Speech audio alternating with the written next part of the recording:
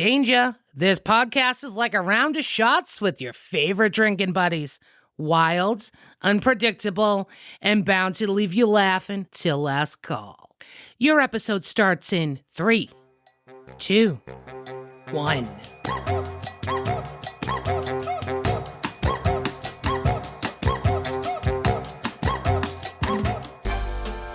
You're actually very good at accents, Bertie. Can you do a Russian accent at all? Probably. You're just going to have to keep talking Just to wait find and out. see.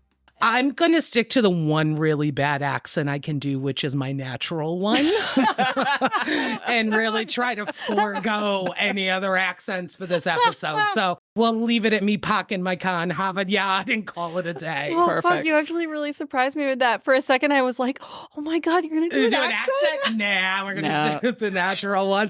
Welcome to the Lusty Library podcast. We are your dirtiest dames. I'm Joey, this episode's host. To my left, I have the laconic, level-headed Lex. Ooh, I like that one. I know. Yeah, excellent. The alliteration, beautiful. I spent the morning Googling adjectives that begin with the letter L. Yeah. Can I tell you that I've used up 2 of the most useful ones for you already? Because there are not many words that start with J. In fact, I ended up reading a whole article about how there are no words that start with J. So you're welcome. So we're just going to keep reusing that one over and over. Yeah. And of course, that beautiful voice that you just heard. And to my right is the benevolent, bewitching Birdie. Oh. So if you're a monster and decided to start your listening journey with this episode, give you a little bit about what we do here. Every episode, we pick a romance novel. And of course, we just don't want the romance novels of holding hands, running through the woods together. Aw. We want our romance novels dirty, filthy, and maybe some of us want them a little trashy. I'm raising my hand for that one. A little. But let me tell you, the goal will be achieved in this episode with this book. Mm-hmm. So today we're talking about Ruthless Creatures by J.T. Geissinger. If you've never heard about this book, I'm going to give you a brief summary from Amazon.com. 5 years ago, my fiancé disappeared. He left me with a wedding dress I'd never wear. Left me with the kind of scars that can't be healed. The man I built my future on vanished like a ghost. All that remained were my broken heart and a million unanswered questions. Until a mysterious stranger arrives in town. Tall, dark, and dangerous, cages full of secrets, and he has sex appeal. Though I'd know he's hiding something, I'm drawn to him like a moth to a flame. Heat crackles between us with every look, desire flames into passion, and I fall hard, helpless to resist. But then I discover he's been sent to collect on an unpaid debt from my missing fiancé. And that debt is me. I didn't read the summary. Because Bertie, good. that's your MO. I Like know. you download the book and say, all right, it is what it is, and this is what I'm getting. And of course, what is this podcast if we were not drinking some yummy, yummy cocktails? So in honor of the Russian heritage and color scale outlined in this book, today we're drinking Red Russians. Make sure you check out our social media pages and website for this cocktail recipe. Bertie, but you added a special little twist to this. What was it?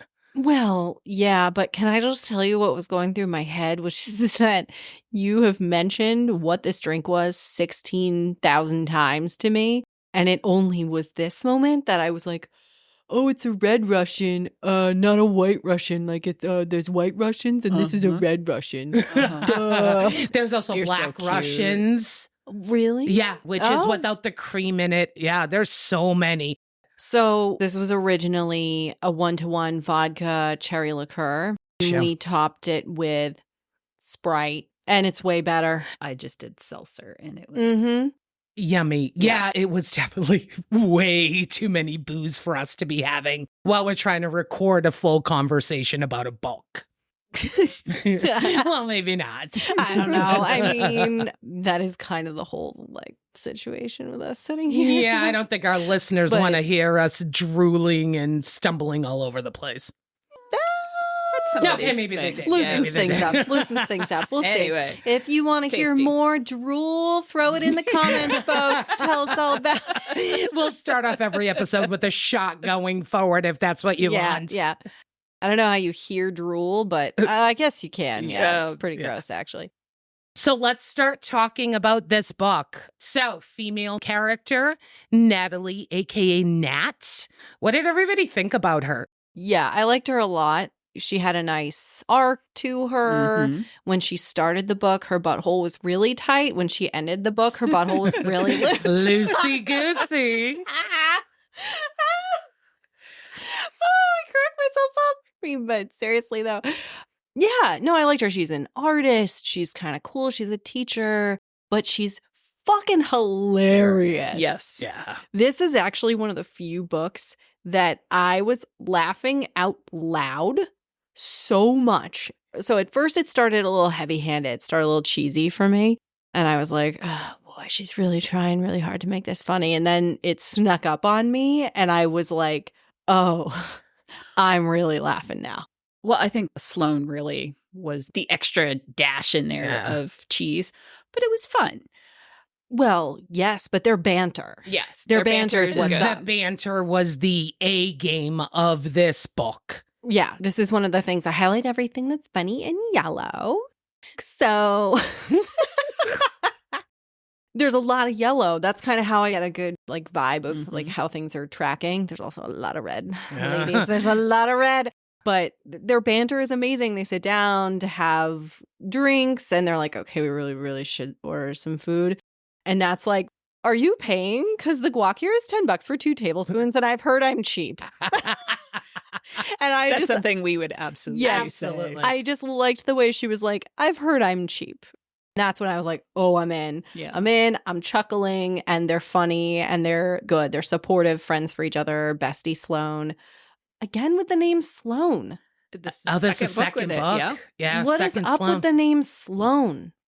Like, I don't know. We'll have to I- look up later. Like, yeah, is there was some this the popular meaning? baby name of Yeah. 2016 or 18, whatever? 16? Yeah, like, I don't know. I can't lie. I kind of think it's an ugly name. Oh, okay. Well, my Is that cousin's name me? is Sloane, so Oh, I'm sorry, Sloane. Sorry. I think I it's mean, cool.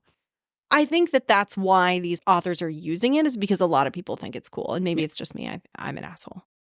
But I think the banter game was super strong. Loved Nat. She's been through a lot of crud. She's trying to find the rainbow at the end of the rainstorm, and she's doing it with her best bud, Sloane. And that you talked about the dynamic between the two of them. This was one of my favorite phrases. So Nat is trying to move on from her fiance kind of disappearing before they got married. And she's talking to Sloane on the phone, and she says, "Then I break down and start to sob. I'm coming over. Be there in 10. No, please don't. I have to." I try to breathe, though it's more like a series of gasps. I have to move on with my life. And part of that is to stop relying on you so much as my emotional support animal. She says dryly, "You could have just said crutch. It doesn't have the same ring to it. Plus, I like picturing you as a big green iguana I take with me on planes." Yeah. Iguana? I'm a fucking reptile? Can't I be a cute little dog? It's either that or a Siamese cat. I kind of like you as an iguana. Yeah. That to me just Yeah. hit the nail on the head Yeah. between the dynamic the two of them had. So that was a lot of fun. Yeah. Lex, what did you think about Nat? And Bertie was joking about her character arc. But she does. She has a fantastic character arc. You know, she's somebody who's grieving. You watch her go through that process. She's got that inner strength. And she has it herself. She doesn't get it because of Cage. She just starts expressing it. What is that look you just gave me? Sorry, every time I read the word and every time anybody says that his name is Cage out Cage? loud, my eyes just roll back in my head so hard it fucking hurts. Do you prefer Casimir? Yes. Yes, me too. But like, I get it. I think Cage is like, It's like a wrestler name. Totally. All I keep going back to is when the nosy neighbor came to sit at the table and she said, Cage with the K. Cage with a K. Dude, that nosy neighbor scene was fucking amazing. Hilarious. It was so good. I had something highlighted from that too. It was so good. Oh, she was all like, she's like, you keep a gun in the house? My goodness, what if you accidentally shoot yourself? And Nat's response, I should be so lucky. That was good. It was sharp. It was good. Yeah. And I loved how Sloane got her away from the table. Yeah. Yeah. Anal, so yes good. or no? Yeah. We were having a discussion before you got here.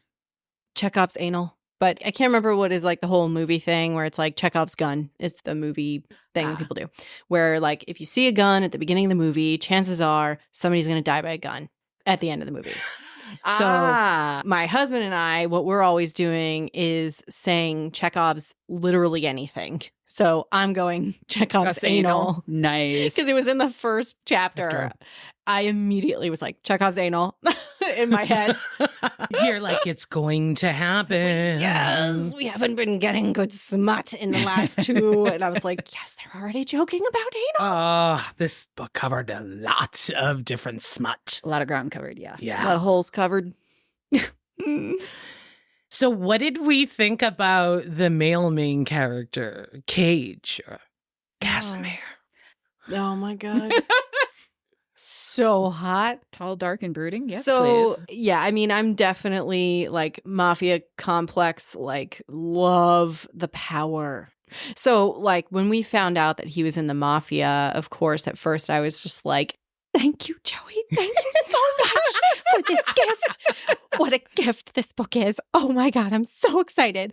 And then we start learning more about him and I'm like, oh my God, okay. So he's like super skilled and there's like the protection thing that like even a strong woman finds attractive. And he's all like, you know, yesterday you weren't under my protection. Now you are. Mm-hmm. But when he first said that, you don't know that he's in the mafia. And I was like, that's weird to say, but I'll take it. That was a big giant flag for her though.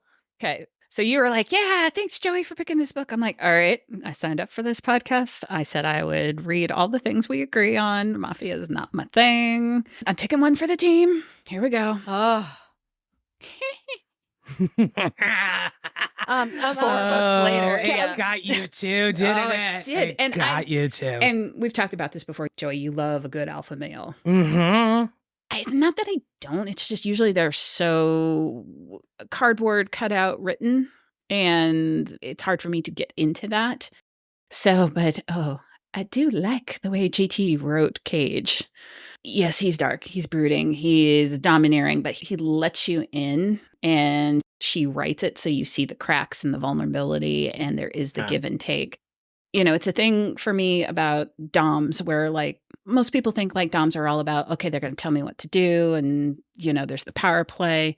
A good dom is actually giving the sub what they need and is like figuring out what are the needs of that person and catering to it. And I think that is really described in this relationship. So I was like, okay, you can sign me up for Cage. Listen.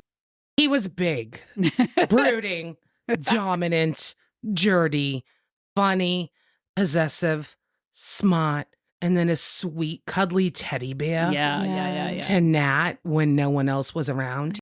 He was written to be catnip for pussy. Let's be realistic here. He was written to be that man for every woman. And JT, I thank you for that. I think there's a certain group of females who will understand, or males, you never know, but I guess it would have to be female, what I'm about to say, who will find this incredibly attractive. But I was talking to my friend about this book the other day, and I was like, yeah, so he's in the mafia and he's like super hot. And then at the end, oh my God, he says he would reverse his vasectomy for her. And my friend was like, oh my God, that's so hot. And I think for women like me who are attracted to that very dominant, like I'm a very strong woman. So it really takes a strong man to counteract my strength. But I think the biggest thing is at the end of the day, you want him to be angry with everybody else. But the sweet, loving, communicative teddy bear when you're in bed alone with them. Like that to me is the secret sauce of the whole situation. And she wrote Cage to be my gingerbread man that I popped out of the oven and was Mr. Perfect for me. Oh my God. I know. Had to change my underwear a couple of times. So we clearly know that the chemistry between Nat and Cage was fire, right? Absolutely. She had never been with someone who opened her up to these new things. I think she had outlined in the book that the most adventurous she was leaving the lights on when they were having sex in missionary position. Oh, man. And all the filthy things that were done in this book were first for her. Mm-hmm. I mean, it was steamy as fuck. This book delivered in the sense that I think we've talked a lot about like slow burns and how that's really hot. This was not as much of a slow burn at all. They got right to it, but it never got boring at all. No. Correct. Kept it very fun, very different. But their romantic chemistry was built very nicely to partner with the sexual chemistry so that you didn't necessarily need the slow burn build because you got it mixed in between. You got the build of the romance in between all of the cock. Well, it's funny that you say that because there really was slow burn. They don't actually fuck till like 40% through the book. No, I wasn't tracking it, I guess. I always track it. It felt faster. I want to know when there's penetration, and that is there's earlier. a whole lot of dirty talk. Yeah, that's true. Which is fantastic. Okay, so I'm going to really make some controversial statements here. So I chose this book, really loved how it started. And on my first read, I almost vetoed this. Yeah. Really? Yeah, because I loved so many things about it, but there was one component of it that really struck me wrong. And then I got over it. So we'll talk about it a little bit. So La Cantina, when they technically went on their first date and they had a little bit of dirty play, she had an orgasm in the break room. So that was actually like the fourth time they had seen each other in person, which was months after the beginning of the book. Then for the next 3 chapters, they get together, they have sex, and then they are together forever. It struck me off. All of a sudden, I felt like within those 3 chapters, it moved way too fast, and it was unrealistic. Now, before the two of you dumbasses look at me and be like, Joey, this is a work of fiction. It can move as fast as it wants to. You are reading a romance novel. It just really struck me rather weird to the point where all of a sudden I went from a high to a really quick low in the book. But then a chapter and a half later, I was over it and done with it. But it was something that really just stuck as like, this just doesn't seem plausible to me that you went from just being like very ambiguous to now you're talking about forever, that you're mine forever. But when I listened to it a second time, I get it. He fell fast. He spent 2 months away from her, couldn't stop thinking about her, made the decision I'm going to have her, and the only way I can do it is 100% all in. So I got past that a little bit, but for the first read, I almost vetoed the book for that. And it's too bad because this book is so good. You don't believe in the lightning bolt? That you see the person and you're just struck and they are the one? I guess maybe that's what it is that I don't necessarily, I can feel the lightning bolt, but that cautious person in me is always like, whoa, slow the fuck down. Whoa, put on the brakes. You're moving way too fast. Because generally, any time that I've really gone with the flow like that, it is burned in a fucking fiery hot disaster. That I'm now, as I get a little bit older, a little bit like, oh, it's been a week and a half and now all of a sudden I found out all these really bad, dirty things about him and I'm his queen forever. Yeah, no. I mean, I've been that guy that fell so hard. And yes, I agree with you. It ended in a burning fire of horror and annoyance, and your trust is completely gone after that. Like, my God, this is getting really real. But all that aside, I'm a fast mover. So like even after that, yes, some of the like emotional trust was held back with people, but I'm a serial monogamist, as they say. And when I go all in hard on that one person. So for me, this didn't seem all that unreasonable. But also, I can't tell what fucking page this is on, but it's 8% in. And this is like, I don't know, like the second time they've ever met. And he is like, you are beautiful, but it has nothing to do with that fussy fucking dress. I loved that so much. So it's when she was about to turn in her wedding dress to close that chapter. There's a knock on the door. Knock, knock, knock, knock. Nat thinks it's Sloane, lets him in. He walks in, his jaw drops. And he's like, oh, that's a fussy ass dress. Yeah. And she says something to the effect of, you know, when you see a woman in a wedding dress, you're supposed to tell her she's beautiful. And he's like, you're beautiful. It has nothing to do with the dress. And then he regretted it. Yep. So hot. And exit stage left on that. So hot. Yeah. So hot. The one for me is when she and Sloane are having wine and the expensive guac, and they see him in the restaurant for the first time. And Sloane actually goes to hit on him first, and he rejects her. And then when Nat goes to ask for the drive home when they're both drunk, and he says no. Right. You know, I'm not your knight in shining armor. And they both go like, oh, what's wrong with him? You know? Right. Later on, Nat and Cage are talking about that. And they came up with all these reasons why Cage would say no to Sloane. And he says something to the effect of like, she's a pretty girl. The world is full of pretty girls, but there's no one like you. That's yeah. Yeah. So, and I will say, Joey, yes, lightning strike. Love at first sight. I'm in that crew. Yeah, it's just, and that's why I knew that my statement was going to be controversial. And again, I got over it rather quick. I was like, oh, all right, I'm over it. Not a problem. Keep moving on. Because the rest of the book was just great and an awful lot of fun. And that's excellent when there is something that you're like, I don't know about that. And the writer gets you over it and you keep going and then you go back to read it a second time and then devour all their novels. I think you got over it pretty well. Lex, you and I kind of broke the rules a little bit, didn't we? Fucking bitches. Whatever. Raise your hand if you've read all the books in the series. Yeah. How many hands are up at this table? Two. Oh, 2 out of 3. We could not stop. We read 1, 2, 3. And mother of God, you are amazing, number 4. Yeah. So, like I said, Birdie, anytime you want me to go babysit and give you some time, and we'll make sure your batteries and all that are all set. Yeah, so everybody knows I am the self-appointed smut slut of the group, right?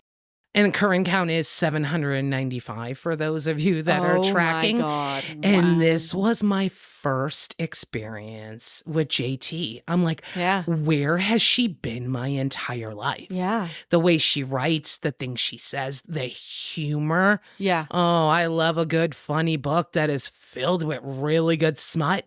I am a disciple of JT Geissinger, and I want to read all her stuff.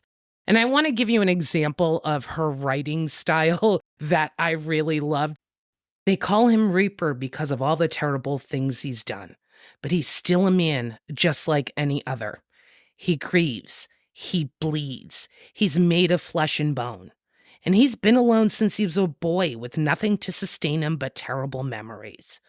Memories that turn him from a boy to a myth as he rose in the ranks of an organization renowned for its ruthlessness until he was at the very top. All his success was driven by what happened to his family. Violence is his calling card. Bloodshed his stock in trade. But the real beating heart of this man is revenge. He told me he was a debt collector, but it isn't until now that I understand what it means. The debts he collects are paid in blood. I'm Batman. Exactly. So there's all this humor about the emotional support iguana, but then there is something as deep as this within the book. also highlighted that section. Did you? It was Because I good. loved the part where they talk about he's a real person. The part about like he hasn't felt this way since he was a child. Right. Because that's right after she bought him clothes. And he's like, you spent your own money. And nobody had given him a gift out of their own pocket since his parents had died. Yeah. And so that was a little cute. glimpse into, the soft, squishy side. Do you know when I was reading that part, I was literally reading it like, Natalie has given me a sock. Natalie has given Dobby a sock. Jeez. Okay, you might have just killed that for me. Sorry. It was really good, though, in my head. It was a really sweet moment. He was like giddy about his fucking sweatpants. Also, can we just talk about the fact that, of course, she put him in sweatpants? Because we know now she put him in like gray sweatpants that he's not wearing underwear under there. No, that was Stavros. Was it? Yeah. This has been Not mentioned bottom twice. sweatpants. Yeah, not bottom sweatpants. And then, there is the Stavros, who's Sloane's boy toy for a little bit. Yeah. So I'm going to say JT either knows her people want their men in the sweatpants, because that's a whole thing. Oh, Yes, yeah. it is. Oh, yeah. Yes. It's not my thing, No. but it's a whole thing. No, it's not my thing either, but I was kind of chuckling about it. We've read books that have had such beautiful writing, and this is well written, but it's not necessarily like maybe as beautiful writing, but like there's a lot that I want to read out of this book to tell people about it, because it does have very quotable moments. Oh, it's so entertaining. Yeah, it is very entertaining. This is what I like to call brain candy. Yeah. Like you just feast on it because it's fun, it's light. It's fast. It's a fast Oh. read. It doesn't require a ton of your brain, but it takes over your brain. Yeah, it just I think hooks that's you in. accurate. Yeah. You're just like one more chapter. Just more. one. I Give can't it to me more. Yes. Daddy. You're like, I'll go to bed after this one. I know it's 3:00 and I have to be up in 3 hours, but just one more. Yeah. All week. That's what I've been doing. I can't believe people have read all the other books, but I do believe it. Like the end leaves you on a cliffhanger, which is exciting.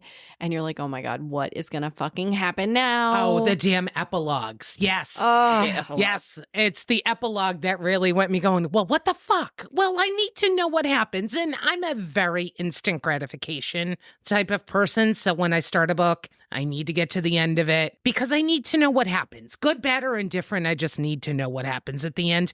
And then it went to book 2. And then I'm like, I can do one more. I have time. And then book 4 was just like the icing on the cake. 1 and 4 bookended beautifully. And I'm now bowing at the feet of JT. wow. Now I have to read Yeah. them all. Yeah. Oh, you can okay. skip them. You can just go to 4. Oh, okay. Oh, all right. All right. 2 is entertaining. Yes. 3 I could totally skip. 4 is so delicious. 4 is delicious. Can we talk about the power dynamic with the criminals and how she knows what she's getting herself into? She really does. Because before they ever fuck, they're talking and he's like, there's a lot I can't tell you. It's about my job, my lifestyle, whatever. And she's just like, so like, you're telling me you're a criminal? And he's like, yes. And I love how she's like, if my heart beats any faster, I'll drop dead. And she's like, how big of a criminal? And his response, I was like, oh my God, this is so hot. I don't know. Does he have a Russian accent? No. No. He was born in New York. He was 'Cause born, he's born- yeah, okay, Hell's that's what I thought. Kitchen, right? Yeah. Right. So anyways, the biggest, the baddest, the worst. Mm. Oh my God. But that sounded like bragging to me. Totally. And then when they get to the dinner, so they go to dinner. Mm-hmm. She asked him on a date to go to dinner, a double date with Sloane and her boy toy from her yoga class. And they show up at the fancy restaurant and Sloane's there with her boy toy and 2 friends. Yeah. And they're all in suits. Cage and Stavros get the daggers going with the eyes. Oh, so good. So good. And then the conversation that they have very subtly where you get, oh, not only do they know each other, but Cage is way higher up in the organization than Stravos. Yeah. And Stravos is in big trouble. Yeah, that was so hot. Oh my God. Oh, that's like the moment that I live for with mafia shit like that, is like when people get put in their place. And like later in the book, we find out that Cage has this fucking guy rip his own tooth out of his head. Oh, I loved it. I was like, oh, that's so good. That's so good. So that everybody will see him and know Yeah. that he disrespected the big boss. And I was like, oh my God, how does he even think of that? He's like so smart. What a great idea. Oh my God. Making smart girls go I'm dumb. I know, I'm so fucked. I know. So we definitely know that organized crime is a thing. This is not something completely made up. It is all over the United States. You've heard about it within the news. So I really want to know. You're single, you meet a guy, the lightning bolt hits, as Lex calls it, and you find out he is a higher up in organized crime. Do you really entertain it? I did date a guy whose last name was the same as one of the mafia families in New York. Ugh, and sweet baby his Jesus. parents got their bank accounts closed at one point because there was like a lot of shit getting brought up. And that was as close as I got. But like, I feel like for a lot of those families, you might not even know how close you are. Correct. Yeah. Because of how covered up it all is. You Yeah. could be so very innocent Mhm. to all of it. Yeah. Because they're all like, you grow up with a certain kind of family or whatever. And, you know, I grew up around Italian family. So when you go to another Italian house and they're like, oh, eat, have some food, come on. Mhm. They're so nice. Aw. And in reality, people like us don't usually get brought in. Yeah. They don't go outside of their circles because Right. it's dangerous. Yeah. And if you're brought in, if it got to that point where you're just about to fuck them, most likely you've already gone too close to the flame Yeah. to back off. I know, right? You might as well go all in because you probably already fucked. You've crossed that line. Yeah. And there's no going back. You've after. got Yeah. a target on your And head. I think that's part of the reason why a lot of times they don't go outside of their own circle because Yeah. they don't want the additional complication, Yeah. you know. But you're asking me, would I go all in? Probably. I've done stupider things. I know. Yeah. If I was younger, probably. Yeah. Yeah. If I was a young, stupid idiot, probably. Actually, being an older, stupid idiot, I'd probably still do it anyway. 'Cause, you know, you only live one life. Yeah, and I think in my youth, I would have done it without thinking. In my current adult state, I would do it with thinking and probably make that decision going, hey, this could be the person that I've been waiting for my entire life. Fuck it. At least we're going to go down in place of glory. Well, and I also live in the sphere of thinking that how is what Cage does any different than Jeff Bezos? Yeah. You know, Illegal or- versus non. Are you Legal telling me he versus- doesn't do I illegal know. shit? I know. Yeah. Yeah. It's just a different flavor. Yeah. And I think when people get super, super rich, there's only a very small percentage of them that are not bending the rules or breaking the rules in some kind of way and doing things that affect other people's livelihoods and lives. So how is that any different than getting a white collar rich billionaire? You know, you're always saying I'm the worst friend ever because I haven't gotten you a rich husband. Well, what would be the difference between me getting you a mafia husband and somebody who's high up at Archer Daniels Midland Company, you know? The fact that you had got me a husband, I'm not going to complain. All right, so we got through the love, we got through the fairy tale, but what this book had was a shit fuck ton of dirty, kinky sex. I think this is the schmuttiest book that we have read for this podcast. I mean, we had a little bit of everything, right? We had a little bit of anal. Mm-hmm. What else did we have? Let's run down the list here. Toys. Toys. I made a list. Hold on. Oh, right. You made a Yes. list? Oh, sweet Lex. I'm so happy you come prepared. So let's see. We've got the spanking. We've got the anal. There was some feeding. There was yeah. tying Yeah. up, blindfolding. Yep, that was good. Wait. Hold on. Feeding? Yeah, he fed her. He fed her? Oh, but when they were at Michael's, he basically said to her, "Why don't you sit on my lap and I'll feed you while I play with finger your fuck pussy?" you. Yeah, Oh, finger fuck you. Yeah, that was outrageous. That was outrageous. I would have been like, "Yes, please." Oh my God. Left or right side? Which is also slightly exhibitionist. Yep. We also have toy play. Mhm. Yep. Did I miss anything? No, I think you.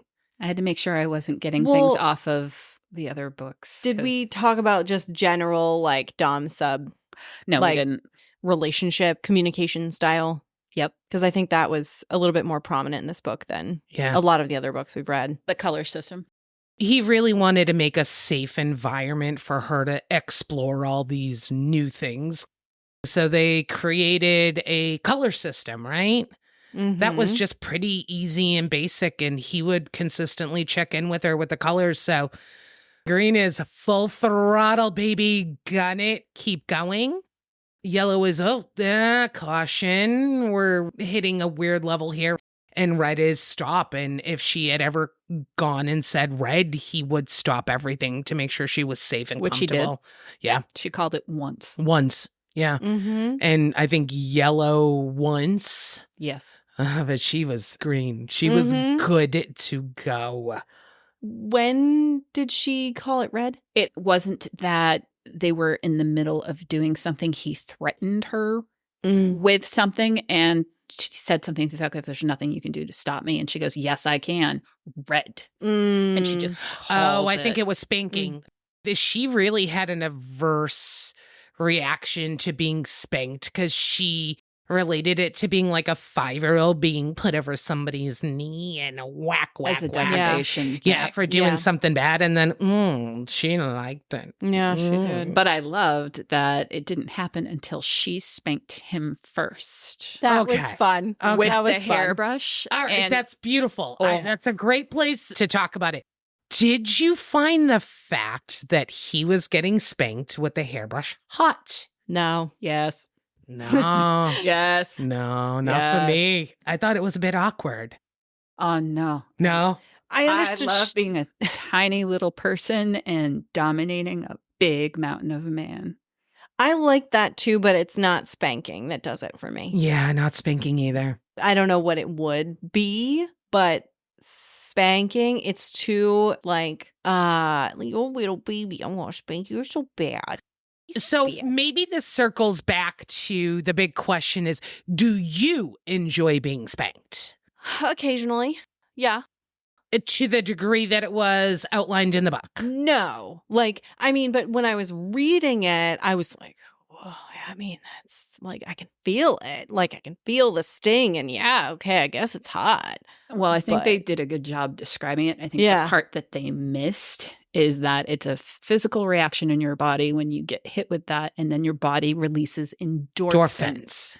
So that's the whole Mhm. purpose Mhm. of it. You're giving yourself a natural high Mhm. so that it makes everything more. Amplified, yeah. Plus the pain pleasure mix. Mhm. Where Mhm. okay, a little bit of pain is nice, and then that comes with the soothing pleasure. But a swat on the ass, yeah. But I'm not someone who's like, take me over your lap and spank me. No. So I think Right. that's why I personally didn't find it hot. But Lex right now, ooh, she's fanning herself. Fuck. All right, Lex, let's hear it. Nope. I'm having memories. Oh, gee. Flashbacks. Oh, okay. So scooting along.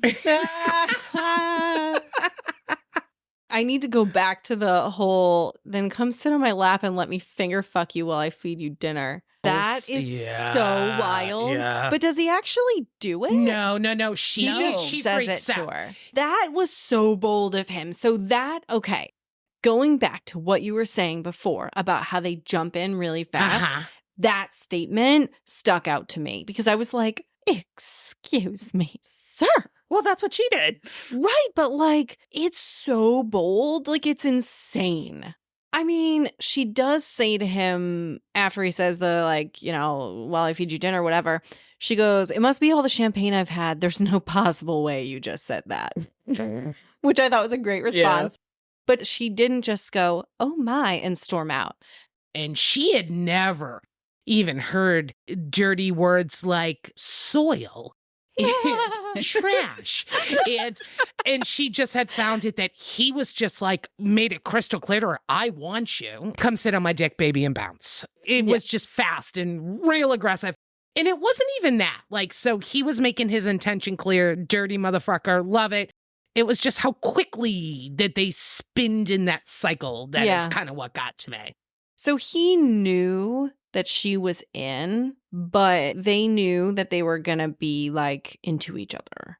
So I feel like he had a good amount of confidence, but also put it in the perspective of this is somebody who's probably been fucking around, has a lot of power, and is at this moment where he's just like, "I want this. This is mine now." And yes, he's very like delicate and soft about it, but there's also part of him that's just used to getting his way. Mm-hmm. And so he's gonna just do that. And he's not used to people going like, "Oh, what are you doing? Stop." I think it's also the concept of the dark being drawn to the light, right? Yeah. When your life is Huge. filled with all this bad things and death, and you have someone that is beautiful and light and brings joy into your life, you are just so drawn to that. Complete opposite to you. But what's funny about you saying that is I was just sitting here going, wait, but which is which? Because they both are dark, dark times in their life, surrounded by death. And they both are the light for each other. So yes, moth to flame situation with him because he's absolutely a flame. Dangerous, danger. But they're both kind of the light for each other. They're both the best thing in each other's lives. Oh, absolutely. Because he's drawn to the fact that she's so strong, having suffered so much. Yeah. You know, with the fiance disappearing and pretty much presumed dead. Mm-hmm. He can see how strong she is, but he also wants to like soothe and protect her and can see how much of the hurt. And he wasn't able to protect all the other people that were in his life. So that's that she is his salvation. Yeah. And she's hot too. You know, he thinks she's absolutely gorgeous and she's got the magic pussy. Yes, she does. Are we gonna have our sexy stud read us some Oh, perfect segue into what was ready to go next. I can't wait. Now, this was really hard, okay? We can't have our sexy stud read all of chapter 28 or all of chapter 33, which those entire chapters were all sex, and we're talking about spanking and anal and being tied up all in one chapter. So it was really hard to pick the best of the best. But have a listen to our sexy stud reading what we thought was hot and on fire. Cheeks burning, body shaking. I part my thighs and rock against his hand. He says hotly into my ear, "You want my mouth, don't you, beautiful girl? You want me to eat this wet little pussy till it comes on my face?" I mumble a denial. It only makes him laugh. "Yeah, you do." When he pinches my swollen clit through the cotton of my panties, I jerk, moaning. It makes him even hotter. He whispers, "Yeah, you fucking do. You want my tongue and my fingers and my cock all at the same time. You want me exactly as much as I want you. You want to give me all of you, and that makes me fucking crazy because I know you don't give that to anyone else." He slides his fingers under my panties, stroking my wet folds, teasing the bud of my clit with his thumb. "Say the word and I'll get on my knees and make you come. I'll make you come with my mouth. Then I'll fuck you up against this wall and make you come on my cock while I suck on those perfect tits of yours." Wow. Wow. Yeah. That man has got a dirty mouth. Yeah. And I loved every fucking second of it. There was very little action happening, but this was all just dirty talk. It just ups the anticipation of the whole thing. And I have to say one thing. I am all about self-care. And if you haven't read this book, don't you dare buy the Kindle version. You need to download the fucking Audible. Oh. Okay? So I have to go back and now listen to it. You have to. The male narrator fucking growls. Oh. Sweet mother of God. So this was a throuple. There were 3 different narrators, 2 female I narrators. was like, wait, there was a throuple. There was. And 1 male narrator. And just get yourself a shit ton of panties as reserve and put this in and listen to it because it was, you know what? Fuck the Put panties. this in. Just put a towel down. Put this in. Put this in your tape deck. What's a tape? Oh, Jesus. And I will tell you, there is nothing more empowering than being in the grocery store with your earbud in and your cot, walking down the aisles, grabbing your goddamn Wheaties. When you hear about the fingers in a pussy and wet and Oh my God. he has his thumb in my asshole up to the knuckle. And I'm just walking around, look at all these people with my earbud in. But I'm just a fucking perv. I have no problem being in the car in rush hour traffic, being in the grocery store, being at the laundromat next to this just guy. And I'm like, yeah, meow, meow, meow. That is fucking amazing. I feel like I would just have horrible poker face and just be like, no, not me, honey. Yeah, just oh my God. how you doing? Yeah, you are up to the cashier. Queen of poker. Yeah, you do not know what I'm wow. doing. People would be like, are you okay, ma'am? Are you having a stroke? Yeah. Speaking of dirty, though, All right? Okay, so Nat and Cage were big components in this book, but Sloane. Yeah. Sloane was in this book a lot, and the girl was a little dirty birdie. She was empowered. Nothing wrong with that. She was going after her own. Mm-hmm. So she had dated, well, if you want to call it dating, I think like 4 guys within the span of book 1. Yeah. So she saw Cage at the grocery store. What did she call him? The pirate. Right. The scruffy pirate. He turned her down. So then she went to Stavros next, who wore the gray sweatpants with no underwear and you could fully see his bulge. And then there was the Brad Pitt look-alike, right? Brad Pitt Jr. I was waiting for that to turn out to be like some secret assassin that, you know, some kind of other connection to the whole mob world. It didn't go anywhere. No. He literally was just a boy toy. Yeah. Well, and the way that Natalie describes Sloane when we're first kind of getting an intro to her in the context of other people when they do their double date and the boys all seem to know each other. And Natalie goes, there's nothing more the girl loves than drama. Well, dick, but also drama. And I was like, oh, okay. So there's this like recurring joke that Sloane is like kind of a little fast and loose. And she's the one that's always like, you know, Natalie, you gotta loosen up, girl. Like, have you had anal yet? Come on, like it's the best. Like, what are you doing with your life? She's like, oh, the anal glow because it excretes this gland. Blah, blah, blah, blah. And that was the fun dynamic. You part of said to yourself, fucking Sloane's a little bit of a daffledoodle. But then she's you're not. No. She's so smart. Yeah. And so if you love Sloane, go to book 2. Yeah. And learn about the Irish mafia. God. Yes. And it's in Boston. Oh, we don't have any Irish in Boston. Here, I was saying to my partner, though, it's funny. This is like the 3rd book that we've read that there's some kind of connection to Boston, and we're not even picking them purposefully. Oh, no. It's true.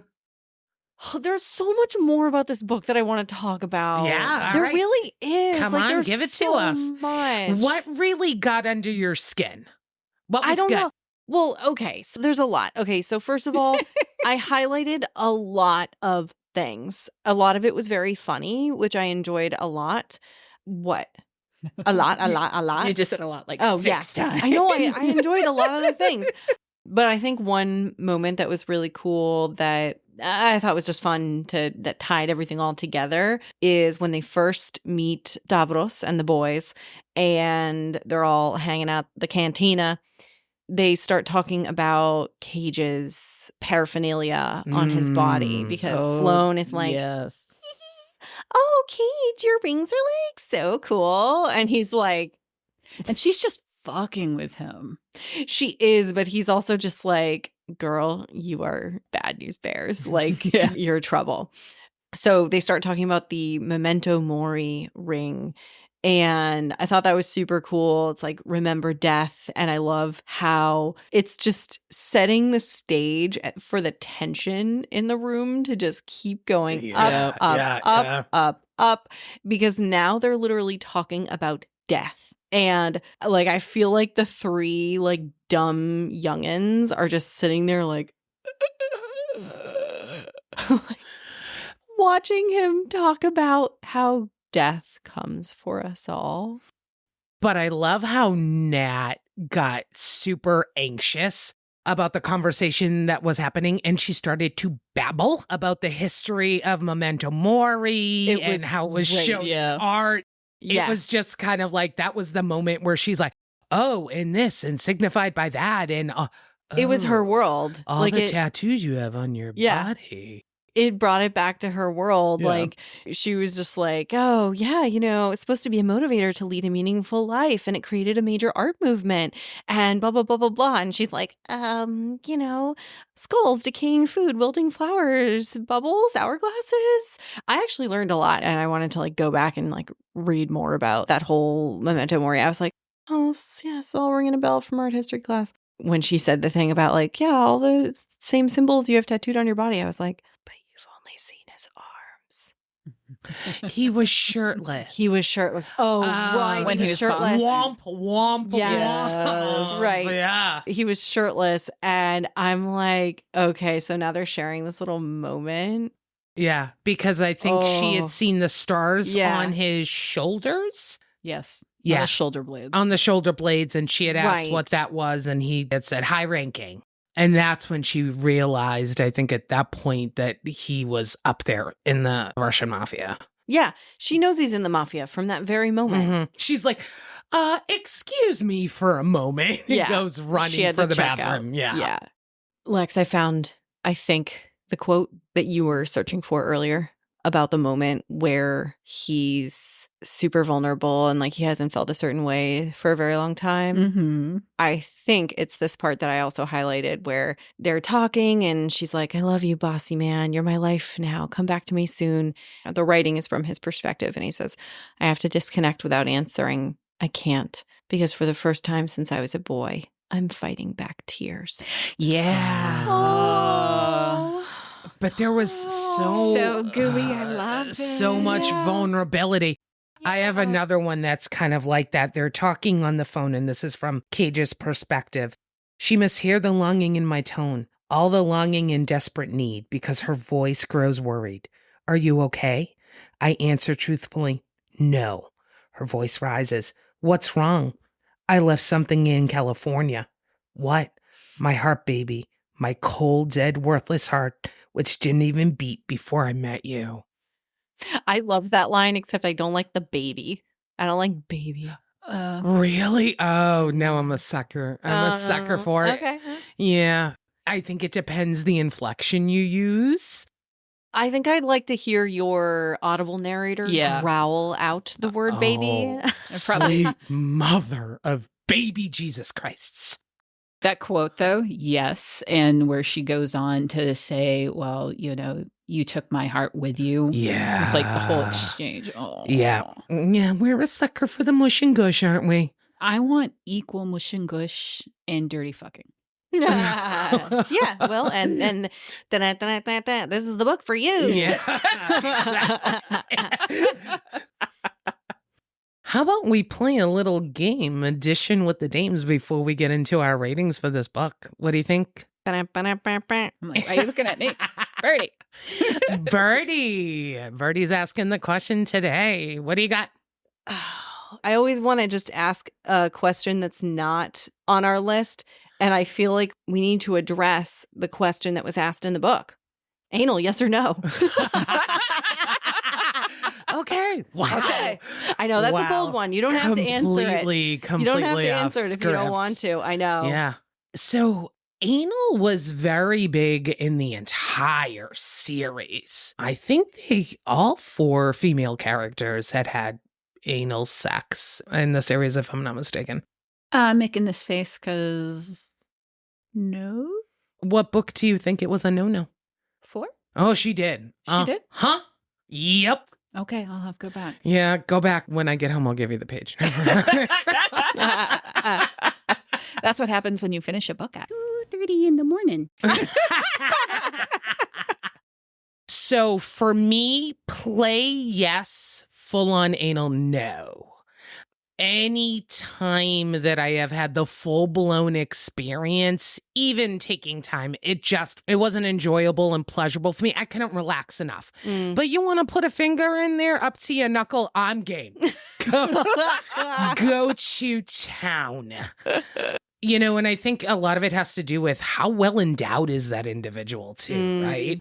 And you have to really be relaxed to enjoy it. And I think no matter how hard you try, sometimes you just can't get out of your own head. You know what really helps to get you out of your own head? Tequila. Yes. Yes. So my I husband have heard of that. Margaritas. My husband's like, would you like another margarita? Blink, blink, blink, blink. I'm like, God damn it. Yeah, I'll have another margarita. Yeah. I'm going to chuckle next time I'm at your house, and if you're Yeah. serving margarita, Mhm. I'm If going to be I like, know. honey, we got to go home early so that, they I have a can't. lunch." I'm just imagining being at your house and your husband's like, margaritas. I'm like, anal. Bow, bow, bow, bow, bow. Listen, it's not a guarantee, but it's the best shot that he has. Back to her bingo, baby. Preface with this, Mom, if you're listening, I'm sorry. You should have already prepped Yeah. her for that. Thank Yeah. God my mother doesn't speak English. I know, it'd be so mortified. Oh, God. We will have to tell all of the people that really, really know us to stop listening at certain parts of this podcast. We will give them minute markers for every episode and be Yeah. like, do not proceed, fast forward to this to find the end. Oh, Lex, you going to answer this? Yeah, Okay. I'm not using my pass on this. All right. She's like, there's going to be one where I really don't want to answer. Yeah, I'm missing it. Yes, like all things, though, it needs to be done with skill. Mm-hmm. Mm-hmm. And it is not a go in dry, obviously. Take time. This is you're really going to take some time this Mhm. evening. Yeah. And yeah, it is absolutely down to your partner, both their skill, Mm-hmm. whether they're willing to, even in this book, all of it, it's like, okay, you got to make her come a couple times. Yeah. And then that's your cherry on top. Mm-hmm. Because most of the time, if you're wrung out, then it's a lot easier to be relaxed. Yep. Yeah. And, then the physical size of the person, absolutely. Yeah. I've just never understood, like, if I was a gay male, Mm-hmm. God, I would have to, like, really buy a lot of tequila. But no, like, that's what really drove me crazy about our last book, where I was just like, they've only been screwing around for like 30 seconds and he's already in there. Like, I would literally be bleeding and scream crying. Like, no, I don't understand how this is, like, I'm throwing it out there. Like, it's quite enjoyable if you can get to the point where you can, like, be that relaxed. Yeah. But we're talking like 3 times a year that I can have the ability to be that relaxed and deal with fallout. I just snorted there. Fallout. You're in pain for like 2 days afterwards. Oh, And it's not pretty. you are having to carry me everywhere. It's not Just pretty. carry me. So, Adaptability. yeah, Yeah, so I guess so. it is also Training. a muscle that over time, and Yeah. I think just like when that muscle regularly gets used, it Yeah. has the ability to expand and contract. And being relaxed at that moment because that's what you're waiting for. And then if a long period of time passes, I imagine that muscle starts to constrict and it may be a little bit more difficult to do so. Put it in the comments, folks. Wow. Want to know all about it. Tell us all about your musculature. Thank you. Yeah. We'll have dinner conversation for the dinner party where your husband is bringing out the margaritas. It's great. It's great. Tips and tricks. He would think that was fucking hilarious. Yeah. That's excellent. Well, thank you, Birdie, for just pulling the trigger You know, on that one. Yep, I just had to. Sorry, not sorry. Duh. We are almost done with the episode, and now you gave me a little snippet of your Russian accent. We heard you do an Irish accent in earlier episodes. Well, because he was from New York, so there's no like real lines that I had to like read with a Russian accent. I didn't really have to do it. Yeah, not unless you're going to quote Stavros. So, And, which I enjoy Stavros. that every one of us can't just say Stravos. I think it is Stavros. It's Stavros. Yeah. Yeah. Because Stavros. Nat had made a comment, oh, you're dating a Greek shipping magnate? Yeah. Oh, right. That's good. Yeah, that is good. Stavros. That is a good name. That's a really good name. Yeah. And then there was Alexei and Nikolai. Mm-hmm. Classic. Yeah. Classic. All right. Are we ready to rate this? Oh, fuck, I almost forgot. I'm very excited to see where this one measures up to the other ones. Mhm. All right. Let's start with the romance, the love, the heart-beating component of it. So you can give this book anywhere from 1 rose to 5 roses. All right, since we clearly know Lex likes to order second, I'm going to start romance with you, Birdie. So I thought it was super romantic. I thought their lovey-doveyness was really adorable. But I think even though we got a lot of the romance, there was still some of the slow burn part of the romance, the lead up to the honeymoon. Like the whole book was the honeymoon phase of the cute romance. But because we didn't get as much of the burn going up to it, I'm going to put it at a 4.75. I thought it was super romantic and just like getting to know the depth of both of their characters and especially how sweet he was behind all of the muscles and the tattoos. Hot tattoos. Can you pass me a napkin? I think I'm drooling over here. Give you a towel to wipe Yeah. on that I know, spot. right? I'm already sitting on a towel. Yeah, behind all of that, it was really sweet. It was very romantic. Awesome. Which is shocking to say. I reading know. a mafia romance I novel. know. Yeah. Lex, what do you think? 4.5. Ooh. Yeah. I love a hard man who's just mushy underneath. Mm-hmm. And the chemistry between the two of them, just the little hearts in my eyes while I was reading it. And, my husband would walk by and he'd see me smirking at the book. And he's like, good book? Yes, it is. You'll enjoy later. Yes. Nice. That goes with the smuttiness, too. As we reenact chapter 27, page 133. Script. Action. More like, hey, remember when we did this? Let's do that again. Let's do that again. Nice. I think I'm at a 4.75. Mhm. This was really strong romance for me. And we know I'm the sappy, romantic at heart. And I love the big, brooding, protective man that's a teddy bear that can communicate his feelings. I think where this really was the icing on the cake for me is watching Nat in the bad situations. And she was really hung up for 5 years on this guy. And she met Cage and he made her heart beat again. And she was able to dive fully in. She waffled there for a little bit. She's like, yes, I can. No, I can't. Yes, I can. No, I can't. All right, fuck it. I'm doing it. And then she fell in love with him regardless that he was the bad boy of the mafia. So she was able to grow in love again, which I don't know about you, but that's really cutesy for me. It is. Super cute. Yeah. You said that. All right, Dirty Birdie smut time. So you can give this book anywhere from 1 raindrop to 5 gushing raindrops. there, Miss Lex. Why don't you start this one off? Oh, you're the smut slut this time. I guess so. Yeah. Maybe it's because my face has been red this Yes, whole time yes. and I just had a shit-eating grin. And yeah, this is a 5. This is my toy charged? Yeah. 5. Yeah. Nice. Mhm. Just, you get everything. You get the long, drawn-out sex scenes. You get the short little snippet.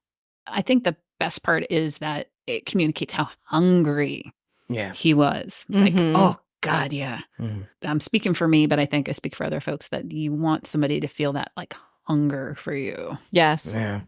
So Mhm. clearly a 5. This was so much a 5 that like I want to go back to some of our other recordings and like change the scores. Totally. So sorry to the Yeah. other authors, but like, I know. Yeah. I was actually thinking the Ugh. same thing. but we're not changing them. We're going to No, leave we're those not. alone. We're not changing them. I'm sorry for the folks coming after this book. Yeah. Because the bar has now been raised, hasn't Yeah. it? The smut bar is high. Yeah. Yeah. Yeah. It's slippery in here. Birdie, if you were to 5. put a, yeah. 5. I don't even have 5. to. Yeah. 1, 2, 3, 4, 5. Yes. Done. Yep.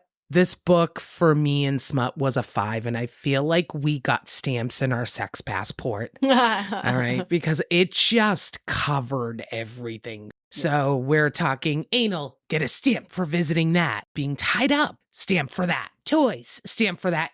It gave you so much really hot, strong sex over and over and over and over again. And it was put in the book where it made sense. It wasn't just thrown into the book to say, I'm adding a sex scene. The pacing of the book really went well, and the sex in it was just really good on top of the storyline. So 5 all the way on that. Yeah, this one really pushed the bar up high for us. So let's talk about plot, storyline. You can give it anywhere from 1 storybook to 5 storybooks. All right, Birdie, what you got? I think this was a solid like 3.5, which I don't want to say is a bad score. No. But you know how it is when you're like in school and you're a goody two shoes and you think that an A is the only acceptable grade and everything else means you're an idiot. Like, no, a C is a completely acceptable grade. And I think this is a C plus. So I think it was very good. And some of it was expected, some of it was not. It didn't have a ton of depth, but it did have a really good surprise towards the end, which we are not revealing, just in case you haven't read the book. But it wasn't like mind-blowing or anything, like, especially coming off of fucking Emperor and the Angel's Palace. Some deep books. Yeah. Yeah. The bar is set pretty high Yeah. for storyline for these books right now. So I'm sorry because I think this book is really great. But yeah, Lex? I'm intrigued to see what you think, Lex. A very solid 3. And I kind of, it's funny, I was thinking about it. It's like, it's a very solid story. It's a storyline that it's not completely original. And there's something to be said for like every story's been told. So it's how you tell it. Yeah. And it was a very good storyline. But to me, it's like a cracker. You don't just eat the crackers. It's a vehicle for other things. Yes. Yeah. Yes. So the story is the cracker for, the luscious, creamy breechies of smut. Yeah. It's a really great French schmut. Shit, I gotta make a pin out of that. But you know what I'm saying. Yes. Yeah. So Yeah. like it's absolutely holding together. It's not crumbling in my hand. Oh, this analogy is going real It's great. far. It's great. Very solid, like storyline 3. Yeah, I'm at a 3.25. And for all the reasons both of you listed, the plausibility component that hit me in the middle of the book was real deep for me, where I'm just like, all right, I'm having a moment where this just doesn't seem right. Like, I'm going to fall in love for a man that was supposed to come kill me, but decided to not kill me. Again, there's value within that because he made the choice to not kill me. I should love you for that, right? That makes sense. My God. But again, like you said, the story was well crafted, but it wasn't unique. It wasn't super, super complex. I think it was a layering piece, like you said, a vessel for some of the other stronger components. It's a small piece of the overall, but not the only one that's either going to make you love or hate this. Mhm. So Yeah. So it brings us to the final overall rating, anywhere from 1 to 5 eggplants. Now listen, you don't gotta play the bullshit one. You must average all 3 of your other categories. This basically says overall, when you take the layers of romance and smut and the storyline, how did you feel about this book? Did you like it or did you not like it? So don't play the average bullshit. I ain't pulling out the calculator or the abacus, and I haven't been using a scratch pad. All right? So Lex, overall, 1 to 5 eggplants. Where are you rating this book? I'm rating it at a 4.5. Wow, that's high. I enjoyed it greatly. Hold on, let me wipe my brow in Your relief. surprised look. Like, do you guys really think I was going to trash this? I mean, it was written well, so no, I just didn't know if you were going to like it that much. Yeah, I think that's what it is. But- That liking it that much. I thought you would like it knowing the book. I really geared this pick more towards Birdie, Mm-hmm. and I knew you would just be along for the ride. But when I heard you say, oh, I must keep going, I was silently doing a happy dance in my living room. Because I wanted to keep going too, so that we aligned. 4.5 is actually a really great score, and I'm happy, really, really happy you enjoyed this book. I did. Yeah. I thought it was a lot of fun. Yeah. And wet panties all the way. Just very surprising. That's great. I'm really excited. All right, bird. So the only bird in the word. So I am shocked to say 4.75 and not just 5, because this has like everything that I love in it. But it's just because I think I'm having fear about saying 5. So just know that that thought is in my brain, but I'm going to say 4.75. 4.5 out of me. I just enjoyed it. I enjoyed her. I enjoyed the banter, the funniness, the writing style, the sex. Mhm. I mean, it was like so much cream in the middle of the Oreo cookie films. It was really fun and enjoyable. Double stuffed. There was a scene there that was a double stuff. Yes, yeah, there was. Oh, wait, can you put that on bingo? Bingo. Double stuffed. Well, listen, read this book. Actually, fuck that. Read this entire series. Get to book 4. Listen. Get to book 4. Listen to the entire series, apparently. Oh, I know. Yeah. Self-care, rather important. Let us know how you would have rated this book on our social media pages. Do you have a book you absolutely love? Let us know, and maybe your suggestion will be our next read. Thank you for listening. Please rate us, follow us, subscribe to us on all of our social medias, and we'll see you next time. Just Vidania!